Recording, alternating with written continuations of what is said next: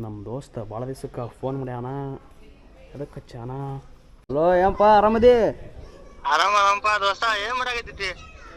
ಏನಿಲ್ಲ ನೋಡಪ್ಪ, ಕುತ್ಕೊಂಡಿದ್ದೆ. ಹೌದಾ? ಯಾಕೆ ಭಾಳ ದಿವ್ಸಕ್ಕೆ ಫೋನ್ ಮಾಡಿ?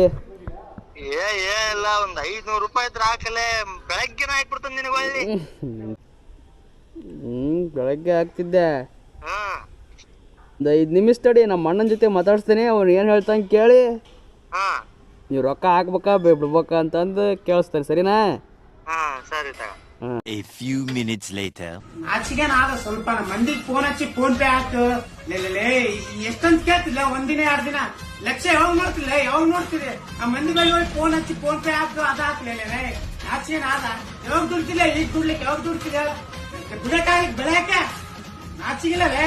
ಮನೆ ಕುಂತ ಚಕ್ಕರ್ ಆಡಿದೆ, ಮನೆ ಕುಂತ ಪಬ್ಜಿ ಆಡಿದೆ, ಮನೆ ಎಲ್ಲಿ ಬಂತಾರಲ್ಲ ಆ ಉದಿರ್ ದೋಸ್ತರು ಕೂಡ ಉದಿರ್ ತಿರುಗಾಡಿದೆ.